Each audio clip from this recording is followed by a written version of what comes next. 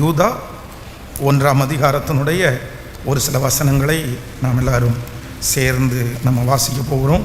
15வது வசனத்திலிருந்து கூட வாசிக்கலாம். நமக்கு விரோதமாகி அவபக்தி உள்ள பாவிகள் பேசின கடினமான வார்த்தைகளில் நிமித்தம் அவர்களை கண்டிக்கிறதற்கும் 1000 தமது பரிசுத்தவான்களோடு கர்த்தர் வருகிறார் என்று முன் அறிவித்தார். ஹல்லேலூயா. கர்த்தருடைய பிள்ளைகளே, இன்றைக்கு கர்த்தருடைய சமூகத்திலே நான் காத்திருந்த போது இந்த வார்த்தையினுடைய வல்லமை, வார்த்தை இல்லை என்றால் நாவு, அதை குறித்து ஆண்டவர் ஒரு சில வார்த்தைகளை என்னுடைய இருதயத்திலே கர்த்தர் வைத்தார். வேதத்தில் நாவை குறித்து நிறைய காரியங்களை ஆண்டவர் எழுதி வைத்திருக்கிறார். நாவை பல விஷயங்களுக்கு ஆண்டவர் ஒப்புவிக்கிறார். ஒன்று நாவு நெருப்பு அப்படின்னு ஆண்டவர் சொல்லுகிறார். இன்னொன்று நாவு ஒரு கடிவாளம் அப்படின்னு ஆண்டவர் சொல்லுகிறார். நாவு நெருப்பு, நாவு ஒரு பெரிய வேகமாய் ஓடக்கூடிய தன்னுடைய பலத்தை பிரயோகிக்கிற குதிரையை அடக்குவதற்கு எப்படி ஒரு கடிவாளம் இருக்கிறதோ அதே போல ஒரு நாவு ஒரு மனுஷனை அடக்கிவிடும் அப்படின்னு ஆண்டவர் சொல்லுகிறார். ஒரு சிறிய நெருப்பு ஒரு பெரிய காட்டை எப்படி கொளுத்தி விடுமோ அப்படியே வாயிலிருந்து புறப்படுகிற அந்த வார்த்தை சிலருடைய ஆயுளையே கொளுத்தி விடும் அப்படின்னு ஆண்டவர் சொல்லுகிறார். நாவை குறித்து இன்னும் வேதம் சொல்லும்போது அது கப்பலிலே இருக்கிற சுக்கான், அது சிறியதாக இருந்தும் எவ்வளவு பெரிய கப்பலாக இருந்தும் கடலிலே போவதற்கு இந்த சுக்கான் அதை திசை திருப்புவது போல ஒரு மனுஷனுடைய வாழ்க்கையை திசை திருப்பி விடுவது நாவு அப்படின்னு ஆண்டவர் சொல்லுகிறார். சில நேரங்களிலே நம்ம எல்லாருமே பேசுகிறதற்கு நாவு இருக்கிறதுனால ரொம்ப ஈஸியாக நம்ம பேசிடுறோம். அதை யாரும் பெருசாக எடுக்கிறதில்ல. ஆனால் இந்த உலகத்திலேயே நம்முடைய சிந்தையில் இருக்கிற திறனை வெளியிலே பேச்சு மூலமாய் கொண்டு வர்றதற்கு ஆண்டவர் தந்திருக்கிற பெரிய ஆசீர்வாதம் நமக்கு ஆண்டவர் கொடுத்திருக்கிற நாவு. இந்த உலகத்திலே நிறைய மிருக ஜீவன்கள் இருக்கிறது. அதை எல்லாரும் நிறைய பேர் தங்களுடைய வீட்டிலே செல்ல பிராணிகளாய் கூட வளர்த்துக்கிறார்கள். பெரிய பலசாலி இருக்குது, அதில் மனுஷனுக்கு பிரயோஜனமானது இருக்கிறது. ஆனால் உலகத்தில் இருக்கிற எந்த ஜீவராசிக்கும் தனக்கு பேச்சு திறமை என்கிற ஒன்றை தரவில்லை. அதனுடைய மனசில் நினைக்கிறது, அதனுடைய இருதயத்தில் ஓடுறது, இல்லைன்னா அதுக்கு யோசிக்கிற காரியத்தை வெளியே அதால் கண்டிப்பாக சொல்ல முடியாது. பேச்சு திறமை என்கிறது அதற்குள்ளே இல்லை. ஆனால் ஆண்டவர் மனிதனை படைத்து அந்த மனிதனுக்கு கொடுத்த ஒரு மேலான அதிகாரம் என்ன அப்படின்னு சொன்னால் தங்களுடைய வாயினால் பேசக்கூடிய கிருபையை தந்திருக்கிறார்.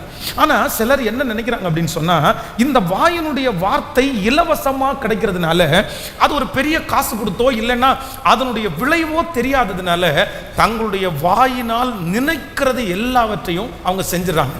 கடந்த நாட்களிலே ஒரு வாலிப தம்பியோடு கொஞ்சம் தூரம் பிரயாணம் பண்ணினேன். அவனோடு கூட காரில் பிரயாணம் பண்ணும்போது தன்னுடைய தகப்பனார் மரித்து போனதை குறித்து அவன் பேசிகிட்டு இருந்தான். அப்போ அவர் ரொம்ப இளம் வயசு, மறிக்க வேண்டிய வயசில். ஆனால் எங்கள் அப்பா ஒரு நாள் என்னை ஒரு பேங்கில் கூட்டிகிட்டு போனார். எதுக்காக நான் இங்கே வந்திருக்கிறீங்கன்னு கேட்டால், இல்லைப்பா நான் ஒரு எல்ஐசி மாதிரி ஒன்று போட்டிருக்கிறேன், ஒருவேளை நான் செத்து போயிட்டேன் அப்படின்னு சொன்னால் இந்த பணம் உனக்கு கிடச்சிரும், நீங்கள் இதை வாங்கிக்கிங்க, அதை உனக்கு காண்பித்து சொல்கிறதுக்காக தான் நான் வந்தேன் அப்படின்னு சொன்னாராமா. உடனே இந்த பையன் அவரை பார்த்து, என்ன சொல்லிட்டு இருக்கிறீங்க, உங்களுக்கு என்ன வயசு, இப்போவே சாவை குறித்து பணத்தை போட்டிருக்கிறேன், இதுக்கு வர தேவையா, இவ்வளோ தூரம் நான் வரணுமா, இந்த வயசில் இப்படி சொல்லலாமா, என்னைக்காவது ஒரு நாள் உனக்கு யூஸ் ஆகும்ப்பா. அப்போ அவன் சொன்னான், என்னுடைய தகப்பனார் அடிக்கடி என்கிட்ட அப்படி தான் பேசுவார். இல்லை, நான் ரொம்ப நாள் உயிரோடு இருக்க மாட்டேன், நான் ரொம்ப நாள் உன் கூட இருக்க முடியாது, நீ எல்லாத்தையுமே பார்த்துக்கோ, நீ தான் இந்த குடும்பத்தை பார்த்துக்கணும், நீ தான் கூட பிறந்த பிள்ளைகளை பார்த்துக்கணும் அப்படின்னு எங்கள் அப்பா சொல்லிகிட்டே இருப்பார். ஆனால் நான் 1% கூட என்னுடைய தகப்பனாருக்கு ஒரு ஆக்சிடென்ட் ஆகும், அந்த ஆக்சிடெண்ட்டில் என் அப்பா மரிச்சு போயிடுவார்னு நான் நினைக்கவே இல்லை. அவர் என்ன தன்னுடைய வாயினால் பேசினாரோ அப்படியே நடந்துச்சு பாஸ்டர். நிறைய பேர் நம்ம கேள்விப்பட்டிருக்கிறோம், உயிரோடு இருக்கும்போது நான் செத்துருவேன், நான் தற்கொலை பண்ணிக்குவேன், நான் முடிஞ்சிருவேன், நான் எதையாவது சாப்பிட்டு நான் கடந்து போவேன். இந்த தற்கொலையை பற்றி தொடர்ந்து பேசிக்கொண்டே இருக்கிறவர்கள் நீங்கள் நிறைய பேர் சொல்ல முடியும், அவங்க இப்படி தான் செத்து போனாங்க, அவங்க சொல்லி சொல்லி அந்த மாதிரியே ஆயிருச்சு. வேதம் சொல்கிறது மரணமும் ஜீவனும் நாவின் அதிகாரத்திலே இருக்கிறது. ஒரு தேவனுடைய பிள்ளையினுடைய நாவிலே நீங்க பேசுகிற வார்த்தையை சாதாரணமா நீங்க நினைச்சிடக்கூடாது, என்னமோ பேசுறோம்னு நினைச்சிடக்கூடாது. வேதத்தில் இன்னொரு வசனம் சொல்கிறது, இந்த உலகத்திலே மனிதர் பேசுகிற ஒவ்வொரு வார்த்தையின் நிமித்தம் நியாய தீர்ப்பின் நாளிலே கர்த்தருக்கு கணக்கு ஒப்புவிக்க வேண்டும். அப்போ பூமியில நீங்க பேசுகிற வார்த்தைகள், உங்க குடும்பத்தில் பேசுகிற வார்த்தைகள் என்ன ஆகுது அப்படின்னு சொன்னா, ஆண்டவர் அந்த வார்த்தையை எல்லாம் எழுதி வைத்து அதை எங்க நீங்க கணக்கு ஒப்புவிக்கணும்னா, பரலோகத்தில் நீங்க போய் நிற்கும் போது உங்களுடைய வார்த்தைகளுக்கு நீங்க கணக்கு கொடுக்கணும். நீ இப்படி எல்லாம் பேசி இருக்கிற, எதற்காக இப்படி பேசின அப்படின்னு ஆண்டவர் கணக்கு கேட்பார். அதனால நம்ம ரொம்ப கவனமா இருக்க வேண்டியது என்ன அப்படின்னா, வாயின் வார்த்தைகளுக்கு கவனமா இருக்கட்டும். அதைத்தான் சங்கீதக்காரனாகிய தாவீது பெருசா எதற்காகவும் அவன் ஜெபிச்சது இல்லை.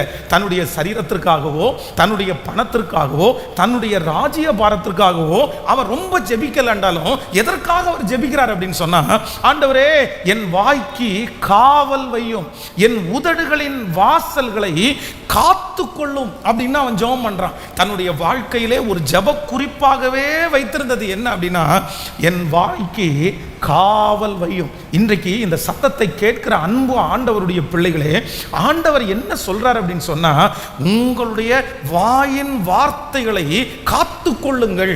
சில நேரங்களிலே நம்ம எப்படி இருக்கணும்னு ஆண்டவர் எதிர்பார்க்கிறார்னா, நீங்க அமைதியா இருங்க, நீ எதையுமே சொல்ல வேண்டாம். ஒரு காரியத்தை பேசி உங்க மனசுக்குள்ள அந்த காரியத்தை குறித்த வருத்தங்கள் இருக்கலாம், ஆனா உங்க வருத்தங்களை நீங்க எல்லா இடத்திலையும் பேசிட முடியாது, எல்லா இடத்திலையும் சொல்லிட முடியாது. நான் இன்றைக்கு ஒரு 3 காரியங்களை சமயம் இருக்கிறது போல சொல்றேன். ஒரு வார்த்தைக்கு இருக்கிற வல்லமையை ஒரு தேவனுடைய பிள்ளை கண்டிப்பா அறிந்து கொள்ளணும். கணவனை பார்த்து பேசுகிற வார்த்தைகள், மனைவியை பார்த்து பேசுகிற வார்த்தைகள், பிள்ளைகளை பார்த்து பேசுகிற வார்த்தைகள், இந்த வார்த்தைகள் எவ்வளவு பெரிய விளைவை கொண்டு வரும்ன்றதை நீங்க எல்லாருமே உணர்ந்து கொள்ள வேண்டும். கவனிங்க, ஆண்டவராகிய இயேசு கிறிஸ்து வேதம் சொல்கிறது, தன்னுடைய வாயை திறந்து அவர் உபதேசித்தது என்னவென்றால், அப்போ ஆண்டவர் தன்னுடைய வாயை திறக்கிறதற்கு என்று ஒரு நேரத்தை வச்சிருந்தார்.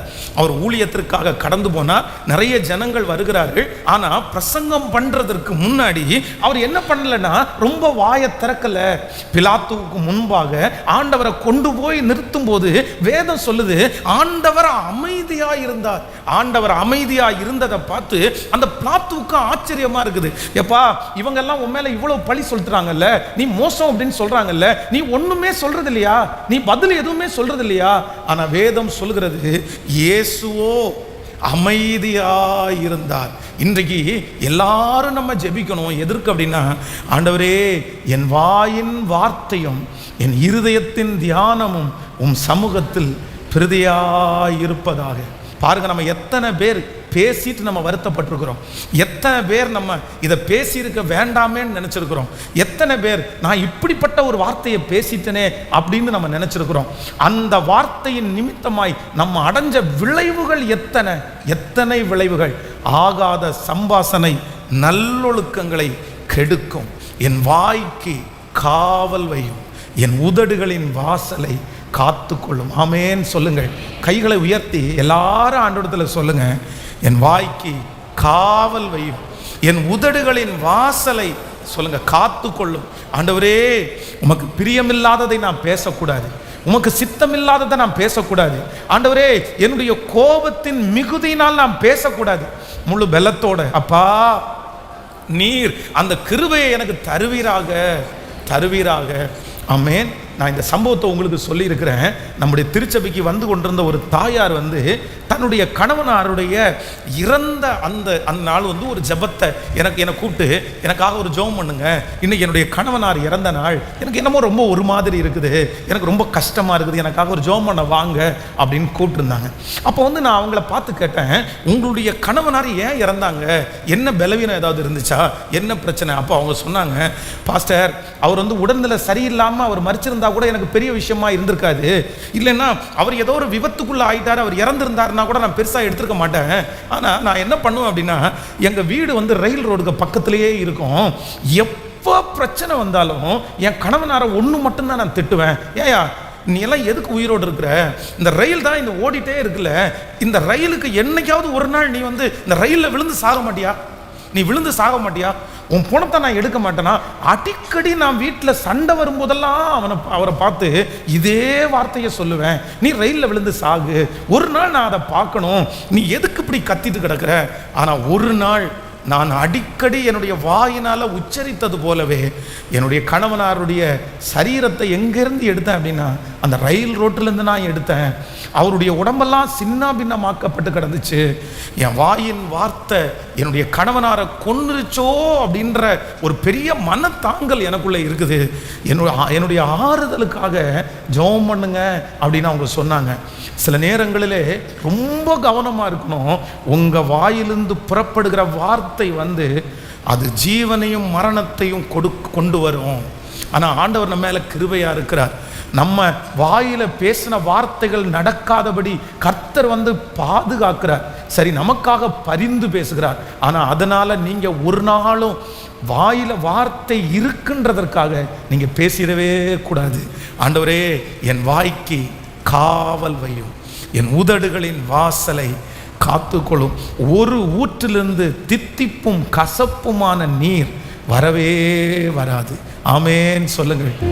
இந்த ஒரு மனுஷனுடைய வாழ்க்கையிலே இந்த நாவுக்கு இருக்கிற 3 விதமான பவரை குறித்து இன்றைக்கி உங்களோட பேசி உங்களுக்காக ஜெபிக்க போகிறேன்.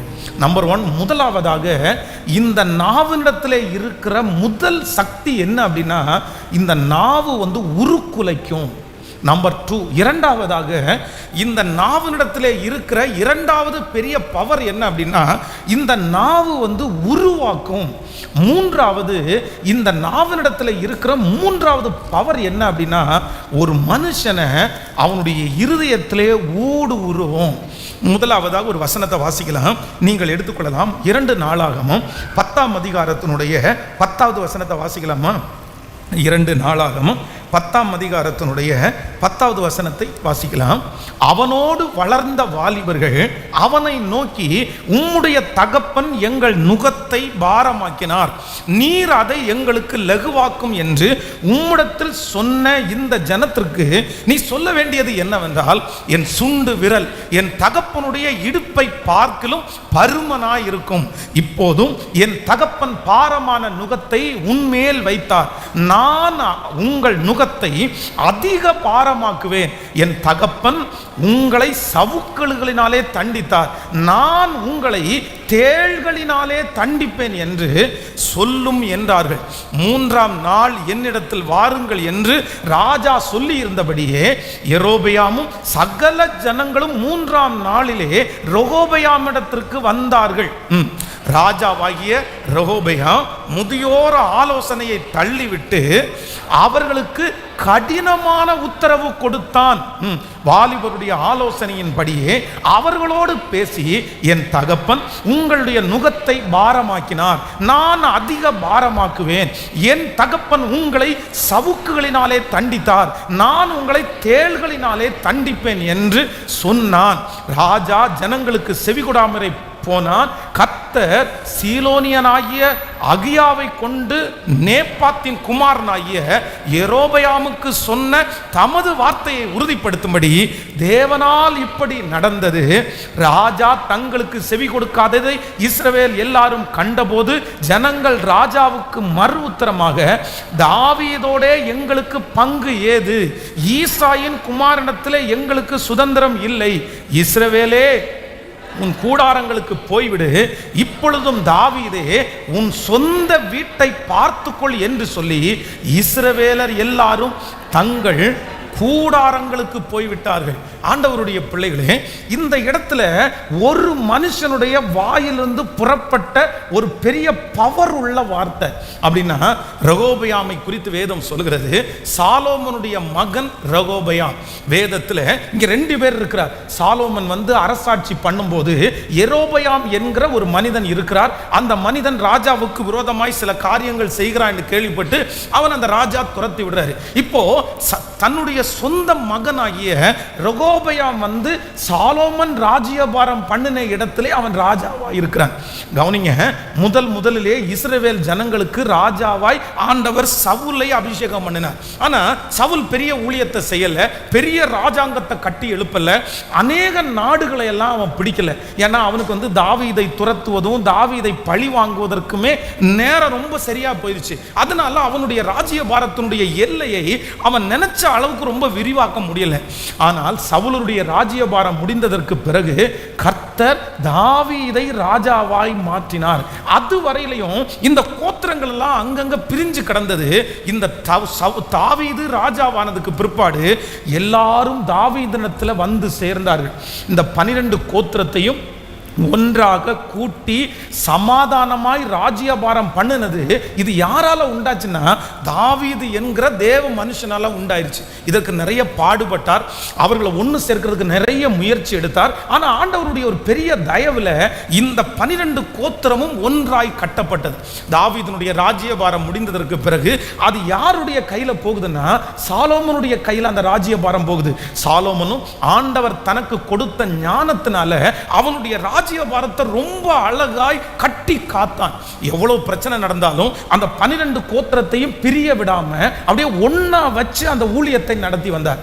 இப்போ இந்த சாலோமனுடைய ராஜ்யபாரம் முடிந்த அடுத்தது யாருடைய ராஜ்யபாரம் வருது அப்படின்னா ரெகோபெயாம் தன்னுடைய மகனுடைய ராஜ்யபாரம் வருது. அப்ப ஜனங்கள் எல்லாரும் வந்து சொல்றாங்க, ஐயா உங்க அப்பா வந்து எங்களுக்கு பாரமான நுகத்தை வச்சாரு, எங்களுக்கு நிறைய வரி எல்லாம் வசூலித்தாரு, எங்களால தாங்க முடியல, எங்களை கொஞ்சம் குறைங்க, இந்த வரி எங்களால கட்ட முடியல அப்படின்னு வந்து நிற்கிறாங்க. உடனே இந்த ராஜா ரெகோபெயாம் என்ன சொல்றாருன்னா, சரி போங்க, போயிட்டு 3 நாள் தாண்டி வாங்க, நான் என்னன்றதை உங்களுக்கு சொல்றேன் அப்படின்னு அனுப்பி வைக்கிறார். அப்போ 2 கூட்டம் இருக்குது. ஒரு கூட்டம் வயதானவங்க, இன்னொரு கூட்டம் வாலிபர்கள். வாலிபர்கள் இவனோடு வளர்ந்தவர்கள், வயதானவர்கள் அவங்க அப்பா இருந்த காலத்துல தலைவர்களா இருக்கிறாங்க. சரி, தன்னுடைய வயதானவர்களை பார்த்து இந்த மாதிரி ஜனங்கள் எல்லாம் வந்து கேட்குறாங்கல்ல, நம்ம என்ன பண்ணலாம், நீங்க என்ன ஆலோசனை சொல்றீங்க? உடனே அந்த வயதானவங்க எல்லாம் சொல்றாங்க, உண்மைதான், ரொம்ப அதிகமான பாரத்தை சுமத்திட்டாரு, நம்ம ரொம்ப பிள்ளை ஓவரா ஜனங்களை கசக்கிற கூடாது, அவங்க நம்மளை விட்டு போயிடுவாங்க, அவங்க தான் நமக்கு கிரீடம், நம்ம ரொம்ப கவனமா இருக்கணும் அப்படின்னு சொல்றாங்க. ஆனால் அதற்கு பிறகு தன்னோடு சேர்ந்த வாலிபர்களிடத்தில் ஆலோசனை கேட்கிறாங்க. ஆலோசனை கேட்ட உடனே அந்த இளம் ரத்தம் இல்ல, அனுபவம் இல்லாதவங்க இல்ல, உடனே என்ன பார்த்து என்ன நினைச்சிட்டு இருக்கிறீங்க, நம்ம எப்படி அப்படி விட்டு கொடுக்கறது, இன்னைக்கு நம்ம தாழ்ந்து போனா நாளைக்கு நம்ம தாழ்ந்து போனோம், இல்ல நீங்க சொல்லுங்க, எங்க அப்பாவோட நான் வந்து ரொம்ப பெருசு, எங்க அப்பாவுடைய இடுப்பு வந்து என்னுடைய சுண்டு விரல மாதிரி, எங்க அப்பா என்ன உங்களை வந்து சவுக்குனால தண்டிச்சார், நான் உங்களை தேள்களினால நான் உங்களை தண்டிப்பேன், நீங்க அப்படியெல்லாம் நினைக்காதீங்க அப்படின்ற கடினமான உத்தரவை சொல்லுங்க அப்படின்னு இந்த ரெகோபெயாமினிடத்திலே அவனுடைய கூட வளர்ந்த இளைஞர்கள் சொன்னார்கள். 3ஆம் நாள் அந்த ஜனங்கள் எல்லாம் வந்த உடனே என்ன சொல்ல போறீங்கன்னு கேட்ட உடனே அந்த ஜனங்கள் இந்த ராஜா என்ன சொல்றாரு அப்படின்னா, நான் என்னுடைய தகப்பனார் சுமத்தின சுமையை இன்னும் அதிக பாரமாக்குவேன், நான் உங்களை தேள்களினால தண்டிப்பேன், ரொம்ப கடினமான உத்தரவை அவர் சொல்லுகிறார்.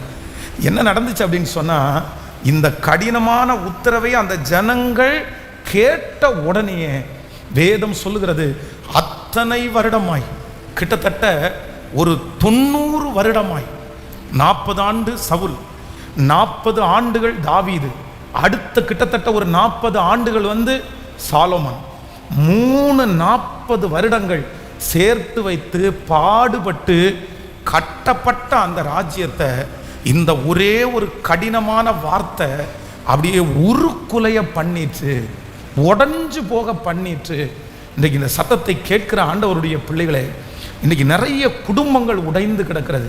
என்ன காரணம்? பணம் இல்லாதது காரணமா? சொத்து இல்லாததற்கு காரணமா? அழகு இல்லாதது காரணமா? நல்லா சம்பாதிக்கிறாங்க, அவங்க 2 பேரும் சம்பாதிச்சாலே போதும், ரொம்ப அழகாக வாழ்ந்துடலாம், அவங்களுக்கு கஷ்டம் எதுவுமே இல்லை, அவங்களுக்கு நல்ல அம்மா அப்பா, நல்ல ஃபேமிலி. ஆனால் சில குடும்பங்கள் இன்றைக்கு அவ்வளவு ஆசையாய் கட்டின குடும்பங்கள் உடஞ்சு போய் கிடக்கிறதுக்கு என்ன காரணம் அப்படின்னு சொன்னால், வாயிலிருந்து புறப்படுகிற வார்த்தை சில நேரத்தில் ஆசையாய் கட்டின குடும்பங்களையும் வாழ்க்கையையும் உடைச்சிடும். 10 வருஷமாய் பாடுபட்டு கட்டின அந்த பிஸ்னஸை உடைச்சிரும், வேலை ஸ்தலத்தை உடைச்சிரும், நீங்கள் யாராவது ஒருத்தர் அப்படிப்பட்ட ஒரு சூழ்நிலையில் இங்கே இருக்கலாம். உண்மையிலே நான் இந்த இடத்துல அமைதியாக இருந்திருக்கலாம், நான் அந்த இடத்துல பேசாமல் இருந்திருக்கலாம். நான் பேசுனதுனால 2 குடும்பம் இன்னைக்கு உடஞ்சி போய் நிற்குது. நான் பேசுனதுனால வேலையை விட்டு நான் எடுக்கப்பட்டுட்டேன். நான் பேசுனதுனால நான் கட்டி வச்சிருந்த எல்லா கோட்டைகளும் உடஞ்சி போயிருச்சு. நான் பெரிய நஷ்டம் ஆயிட்டேன். ஆண்டவரிடத்தில் இன்னைக்கு கேளுங்க, ஆண்டவரே என்னுடைய வாய்க்கு காவல் வையும். என்னுடைய வாயினுடைய வார்த்தை உடைக்கிறதாய் அல்ல, உடைக்கிறதாய் அல்ல, உடைக்கிறதாய் அல்ல. என்னுடைய வார்த்தை எப்படி இருக்கணும் அப்படின்னு சொன்னா உருவாக்குறதா இருக்கணும். ஆமேன் சொல்லுங்கள். கைகளை உயர்த்தி ஒரு ஹல்லேலூயா சொல்லுங்கள். உங்களுடைய வார்த்தை ஒரு சூழ்நிலையை உருக்குலைக்குமானால், ஒரு மனுஷனை உருக்குலைக்குமானால், நீங்க உடனே என்ன பண்ணிடணும் அப்படின்னு சொன்னா, சிலருடைய நாவு பட்டய மாதிரி இருக்குது. சிலருடைய நாவு பட்டயம். வேதத்தில் ஒரு பரிசுத்தவான் சொல்லுகிறான், என்னுடைய நாவு விரைவாய் எழுதுகிறவனுடைய எழுத்தாணி. ஆனால் இந்த நாவை பட்டயமாய் பயன்படுத்துகிறவர்கள், பட்டயத்தை எடுக்கிறவர்கள் பட்டயத்தாலே மடிவார்கள். ஹல்லேலூயா. உங்க வாயிலிருந்து புறப்படுகிற வார்த்தை உருக்குலைஞ்சதை நீங்கள் இன்னைக்கு பார்த்தீங்க அப்படின்னு சொன்னால், அதை திரும்பவும் உருவாக்குறது உங்கள் வாயின் வார்த்தைகளாலேயே நீங்கள் உருவாக்க வேண்டும். நீங்கள் போங்க, அந்த நபரிடத்தில் பேசுங்க, அந்த சூழ்நிலையிடத்தில் பேசுங்க, அந்த குடும்பத்தில் பேசுங்க, அந்த கணவனிடத்தில் பேசுங்க, அந்த மனைவியினிடத்தில் பேசுங்க. சிலருடைய வார்த்தை பார்த்தீங்க அப்படின்னு சொன்னால் அப்படியே ஒரு ஆணியாக அவங்கள குத்தி அவங்கள என்ன பண்ணணும்னா அப்படியே அப்படியே அப்படியே கிழிச்சிடும். அவங்கள இருதயத்தை அப்படியே கடினப்படுத்திடும். அப்படிப்பட்ட வார்த்தைகள் எங்கள் வாயிலிருந்து புறப்படாதபடி எங்களை காத்து கொள்ளுகிறவர் கர்த்தர். ஆமேன் சொல்லுங்க பார்க்கலாம். அவ்வளவு ஆசையாய் கட்டி, அவ்வளவு ஆசையாய் பாதுகாத்து, அவ்வளவு பிரயாசப்பட்டு இரத்த வேர்வை சிந்தி ராத்திரி பகலாக உழைச்சு இவ்வளோ பெரிய யூனிட்ஸை கட்டி காத்து ஒரு வார்த்தையினால அப்படியே மொத்தமும் உருக்குலைஞ்சு போன அந்த சூழ்நிலையை வேதம் நமக்கு ரொம்ப தெளிவாய் சொல்கிறது. கையை உயர்த்தி எல்லாரும் சொல்லுங்க, ஆண்டவரே என்னுடைய வாயிலிருந்து புறப்படுகிற வார்த்தை நான் கட்டி வச்சது, எங்கள் தகப்பனார் தாயார் கட்டி வைத்தது, அதை உருக்குலையாதபடி இருப்பதற்கு அந்த அபிஷேகத்தை தாங்க ஆண்டவரே. சொல்லுங்க, நான் உடைச்சிடக்கூடாது, நான் உருக்குலைக்க பண்ணக்கூடாது. என்னுடைய வாயிலிருந்து புறப்படுகிற வார்த்தை எந்த ஆசீர்வாதத்தையும் உருக்குலையாதபடி ஆண்டவரே கட்டி காப்பதற்கு என்னுடைய வாயினுடைய வார்த்தைகளை பரிசுத்தப்படுத்தும். முழு பலத்தோட சொல்லுங்க, ஆண்டவரே நீர் பரிசுத்தப்படுத்துகிறதற்காக உமக்கு ஸ்தோத்திரம், பரிசுத்தப்படுத்துகிறதற்காக ஸ்தோத்திரம். ஹல்லேலூயா. வேதத்தில் இஸ்ரவேல் ஜனங்கள் மத்தியிலே 12 பேர் வேவு பார்க்கிறதற்காய் கடந்து போகிறார்கள். அந்த 12 பேர்ல 10 பேர் பாருங்க இஸ்ரவேல் ஜனங்களிடத்தில் வந்து சொல்றாங்க, நாங்க அந்த குடிகளை பார்த்தோம், அங்க இருக்கிற கனிகளை புசிச்சோம், ஆனா ரொம்ப ராட்சதர்கள் எல்லாம் அங்க இருக்கிறாங்க, அங்க பெரிய ஏனாக்கியர்கள் எல்லாம் பார்த்தோம். இவர்கள் அந்த பட்டணத்தை வேவு பார்க்க போயிட்டு வந்து சொன்ன வார்த்தை ஆசையாசையாய் கிளம்பினவங்க. எகிப்து தேசத்திலிருந்து இஸ்ரவேல் ஜனங்கள் புறப்படும் போது அவ்வளவு மகிழ்ச்சியா, அவ்வளவு சந்தோஷமா, நான் கானானுக்கு போக போறேன். அந்த கானான் எப்படி இருக்கும் தெரியுமா? தன்னுடைய சன்னதியில் இருக்கிற பிள்ளைகளுக்கு அவங்க சொல்லி சொல்லி வளர்த்துனாங்க, எப்பா இந்த வனாந்தர பாதையை நினைச்சு நீ கவலைப்படாத, நீ போய் கால் மிதிக்கிற கானான் தேசத்துல பாலும் தேனும் ஓடும், அங்க செழிப்பா இருக்கும், அங்க நீ கட்டாத வீடு அங்க குடியிருக்கிறதுக்கு கிடைக்கும், நீ நடாத திராட்சை செடியினுடைய பலன் அங்க கிடைக்கும், நீ சந்தோஷமா போ, இந்த பாடெல்லாம் பெருசு இல்லை. அப்படி உருவாக்கி உருவாக்கி வந்த அந்த கற்பனைய, அந்த கோட்டைய இந்த 10 பேர் வேவு பார்க்க போயிட்டு வந்தாங்க பாருங்களேன். அவங்க வாயிலிருந்து புறப்பட்ட வார்த்தை அப்படியே சுக்கு நூறா என்ன பண்ணுச்சு அப்படின்னு சொன்னா அப்படியே உருக்குலைஞ்சிருச்சு. தேவ பிள்ளையே, சில நேரங்களில் உங்களுடைய கற்பனைகளை, உங்களுடைய எதிர்காலத்தை நீங்க ஆசை ஆசையா வளர்த்துனதை யாராவது ஒருத்தர் இந்த மாதிரி வார்த்தையினால உடைக்கிறதற்காக வந்து நிற்கும்போது நீங்க இருதயத்தில் ஒரு நாள் அதற்கு வாய்ப்பே தராதீங்க. உங்களுக்கு தரிசனம் கொடுத்தவர் கர்த்தர், உங்களுக்கு விஷன் கர்த்தர் வச்சிருக்கிறாரு. அதனால மனிதர்கள் பேசுகிற வார்த்தையினால் கண்டிப்பாக நீங்க ஒரு நாள் உடைஞ்சு போகவே கூடாது. ஹல்லேலூயா. எத்தனை பேர் ஆமோதிக்கிறீர்கள்? மன்னிப்பு கேளுங்க, கர்த்தரிடத்தில் மன்னிப்பு கேளுங்க. அவ்வளவு நல்ல குடும்பத்தை பாருங்க அப்படியே உருக்குலைஞ்சு போக பண்ணுகிறவர்கள் எத்தனை பேர். சவுல் எருசலேம் குமாரத்திகளை குறித்து வேதம் சொல்லுகிறது, சவுல் கொன்றது 1000, தாவீது கொன்றது 10,000. இந்த ஒரே ஒரு பாட்டு பார்த்தீங்க அப்படின்னு சொன்னா, சவுல் என்கிற அந்த ராஜா அவனுடைய இருதயத்தை அப்படியே அந்த ராஜ்யத்தையே உருக்குலைய பண்ணிருச்சு. அவருடைய குடும்பத்தை சில நேரங்களில் சிலரை புகழ்கிறதுல கூட நம்ம என்னவா இருக்கணும்? சத்தமா சொல்லுங்க, கேட்கல. சில மனைவி தன்னுடைய வீட்டில் இருக்கிற சொந்தக்காரங்களை, தன்னுடைய வீட்டில் இருக்கிற அண்ணன் தம்பியை அவ்வளவு பெருசா பேசிடுவாங்க. அவங்க ஒன்றும் தப்பா பேசல. எங்க அண்ணன் யார் தெரியுமா, எங்க அப்பா யார் தெரியுமா, எங்க அப்பா எவ்வளவு சம்பாதிக்கிறார் தெரியுமா, எங்க அப்பாவுடைய கால் தூசிக்கு நீ வருவியா, எங்க அப்பாவுடைய காலை கழுவி விடு, எங்க அப்பாவுக்கு அப்படி பண்ணிரு இப்படி பண்ணிரு. ஒரே பெருமை பெருமை, குடும்பத்தில் இருக்கிறவங்கள பெருமை. ஆனா ஒண்ணு நீங்க நினைச்சுக்குங்க, நீங்க பேசுகிற அந்த வார்த்தை எதிர்முனையில இருக்கிற ஒரு மனுஷனை அவன் அத்தனை நாட்களாக கட்டி வச்சிருந்த அந்த கற்பனையை உருக்குலைய பண்ணுதுன்றதை நீங்க மறந்துடாதீங்க. உங்க அப்பா பெரிய ஆள் தான் சிஸ்டர், உங்க சகோதரன் பெரிய ஆள் தான் சிஸ்டர், உங்களை ராஜாத்தி மாதிரி பார்த்துக்கிட்டது உண்மைதான் பிரதர், உங்களை ராஜா மாதிரி பார்த்துக்கிட்டது உண்மைதான், உங்க அப்பா நல்லவர் பிரதர், உங்க அம்மா ரொம்ப நல்லவங்க. ஆனா ஒன்று, உங்க வாயிலிருந்து புறப்படுகிற வார்த்தை எதிராய் நிற்கிற பாருங்க. அந்த பெண்ணு வீட்டுக்குள்ள நுழையும் போது எப்படி நுழைவாங்கன்னா, என் கணவனாரை ரொம்ப நல்லா பார்த்துக்கணும், எங்க அம்மா எங்க அப்பாவை பார்த்தது மாதிரி இல்லை, அதை விட நல்லா பார்த்துக்கணும், இப்படி ஒரு கற்பனைக்குள்ள உள்ள வருவாங்க. ஆனா இவர் பேசுகிற வார்த்தை என்ன நீ எங்க அம்மாவுடைய கால் தூசிக்கு நீ வருவியா? அந்த பேசுகிற வார்த்தை அந்த புள்ள மனசுல கற்பனை கோட்டை கட்டி வச்சிருந்த அத்தனை கோட்டையும் ஒரே நிமிஷத்துல உருக்குலைஞ்சு, இவனுக்கு எதுக்கு நான் செய்யணும், இவங்களுக்கு நான் எதுக்கு செய்யணும், இது என் குடும்பமே இல்லை அப்படின்ற ஒரு சூழ்நிலையிலே தள்ளப்படுகிறது. இன்னைக்கு ஜெபிங்க.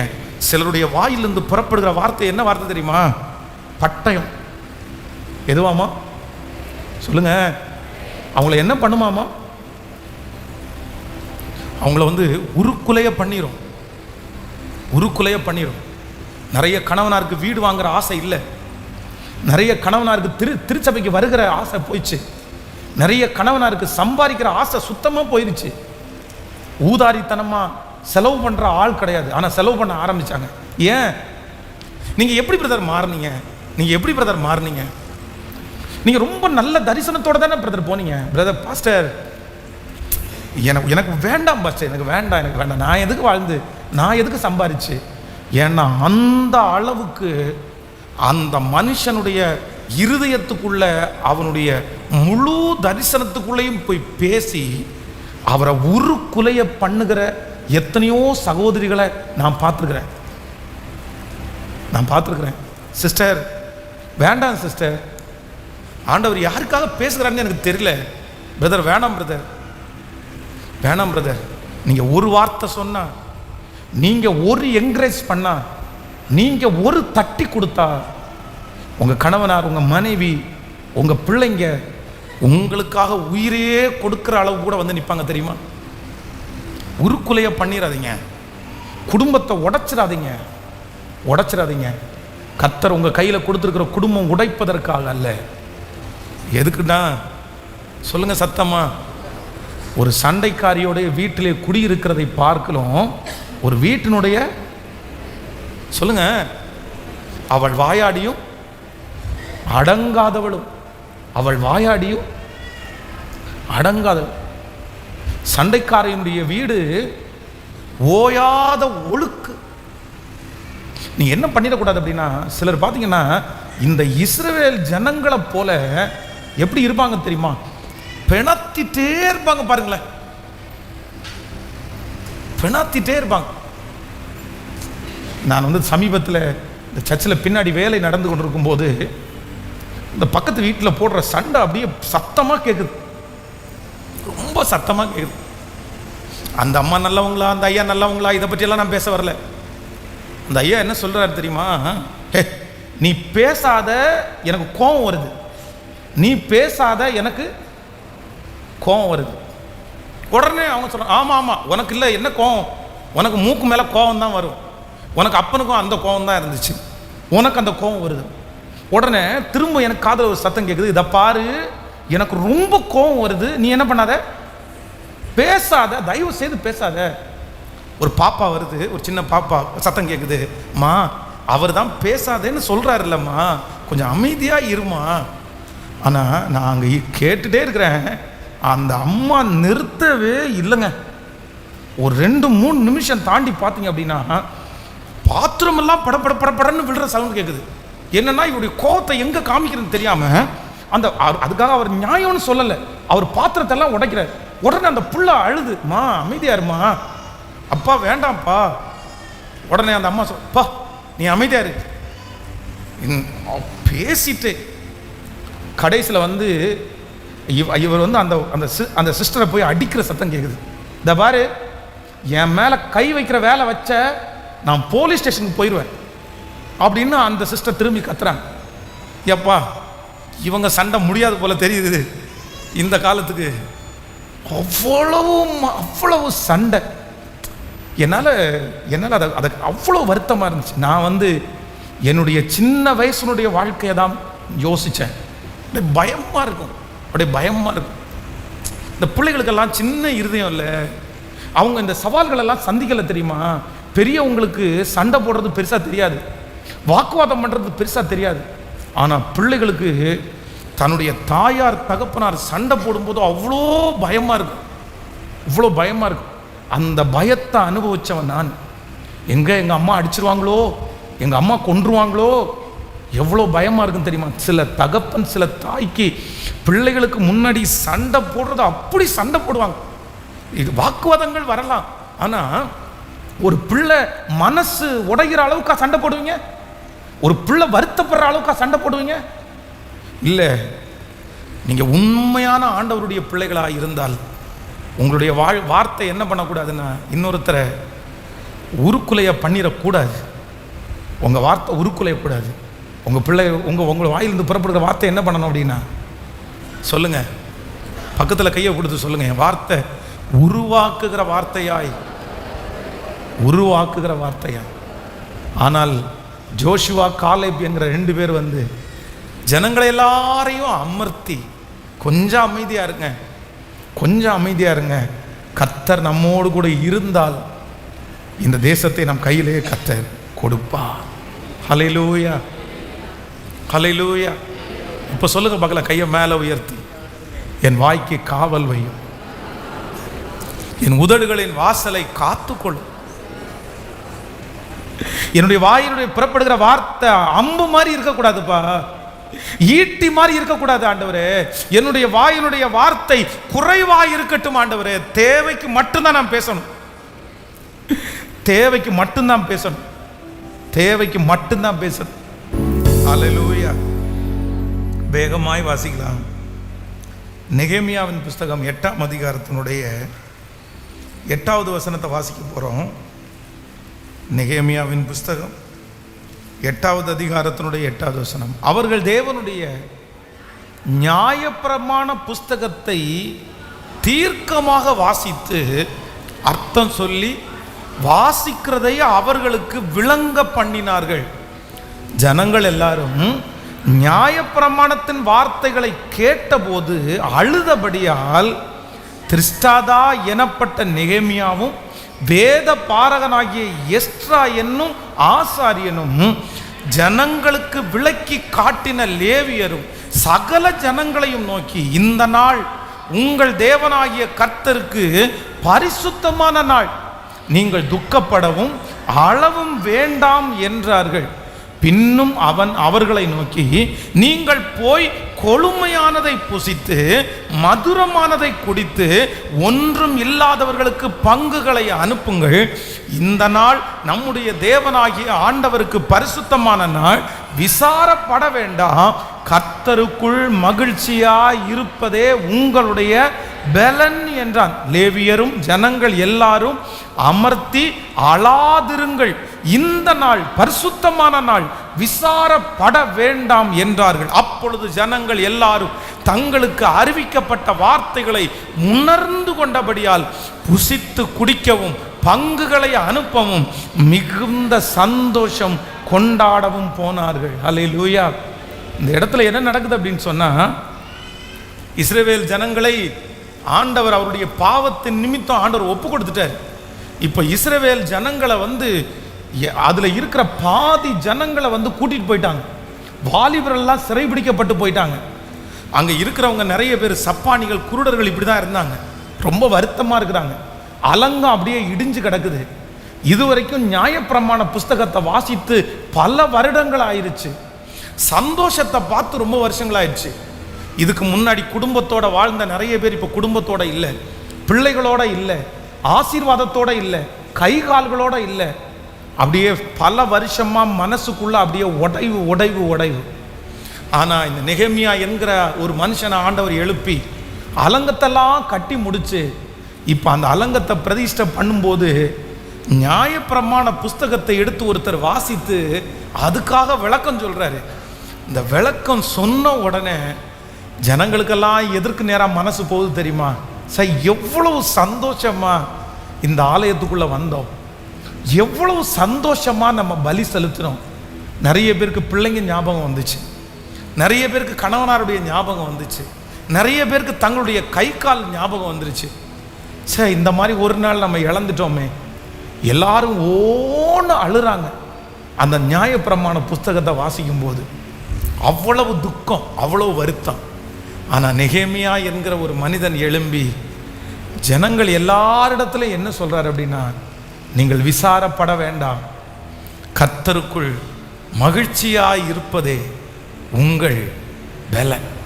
அவங்கள அப்படியே சொல்லி, வார்த்தைகளை சொல்லி, அவங்க வருத்தங்களை மறக்க பண்ணி, இந்த நாள் இல்லாதவர்களுக்கு பங்குகளை நீங்க அனுப்புங்க, எல்லாரும் மகிழ்ச்சி ஆகுங்க. வேதம் சொல்கிறது, அவனுடைய வார்த்தை முடிந்த உடனே ஜனங்கள் எல்லாரும் தங்களுக்கு அறிவிக்கப்பட்ட வார்த்தைகளை உணர்ந்து கொண்டபடியினால் புசிக்கவும் குடிக்கவும் பங்குகளை அனுப்பவும் மிகுந்த சந்தோஷமும் கொண்டாட எழும்பினார்கள். ஹல்லேலூயா. நம்பர் 2, கர்த்தருடைய பிள்ளைகளை, மரணமும் ஜீவனும் நாவின். உங்க நிறைய பேருடைய வாயில கர்த்தர் ஒரு வார்த்தையை வைக்கணும். என்ன வார்த்தை தெரியுமா?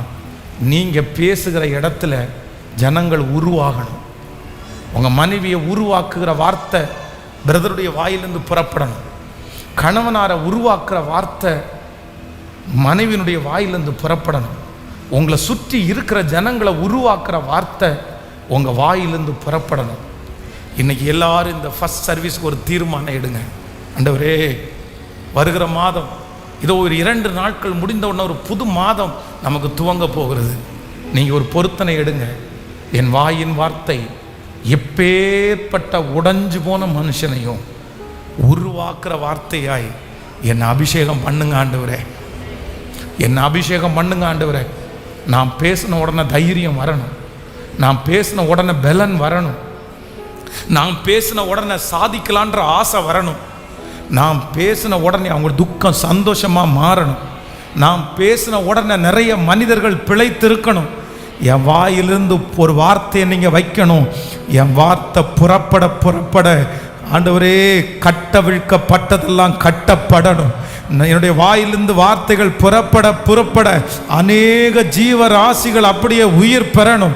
இப்பொழுது கர்த்தருடைய வாயிலிருந்து புறப்பட்ட வார்த்தை ஜனங்களை உருவாக்குனது போல, புல்பூண்டுகளை உருவாக்குனது போல, என் வாயிலிருந்து புறப்படுகிற வார்த்தை அநேகரை உருவாக்குறதாய் மாற்றுவீராக. ஹல்லேலூயா. எத்தனை பேரை ஒப்பு கொடுக்குறீங்க? அப்படியே தேவ சமூகத்தில் எல்லாரும் அப்படியே எழும்பி நின்று, என் வாயின் வார்த்தைகளும் என் இருதயத்தின் தியானமும் உம் சமூகத்தில் பிரதியாயிருப்பதாக. என் வாயின் வார்த்தைகளும் என் இருதயத்தின் தியானமும் உம் சமூகத்தில் பிரதியாயிருப்பதாக. எல்லாருடைய கரங்களையும் உயர்த்தி, என் வாய்க்கு காவல் வைக்கிற கர்த்தர், என்னை ஆண்டு கொள்ளுகிற கர்த்தர், என் உதடுகளினால் நான் பாவம் செய்யாதபடி கர்த்தர் என்னை காத்து கொள்ளுகிற ஒரு கர்த்தர். Thank you Jesus, thank you Jesus. தகப்பனே, இந்த நாளுக்காய், இந்த ஆராதனைக்காக உமக்கு நன்றி ஆண்டவரே. இந்த தேவன் என்றைக்கும் உள்ள சதா காலமும் எங்களுக்கு தேவன்.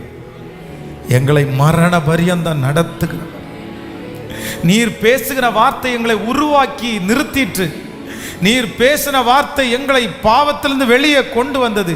நீர் பேசின வார்த்தையினாலே தான் நாங்கள் இன்று பிழைத்திருக்கிறோம். இப்பொழுது உம்முடைய அடியார்களாகிய எங்களுக்கு நாவின் வார்த்தைகளை காத்து கொள்ளக்கூடிய கிருபையை இப்பொழுது நீர் கட்டளை இடுவீராகப்பா. ஸ்தோத்திரம். எங்க வார்த்தை யாரையும் உடைச்சிடக்கூடாது. எங்க வார்த்தை யாரையும் அழிச்சிடக்கூடாது. எங்க நாவல உம்மை துதிக்கிற துதி பாடலை எங்களுடைய நாவிலே வைக்கிறதற்காக நன்றி. உங்க கிருபையின் கரங்களில் தாழ்த்துறோம்.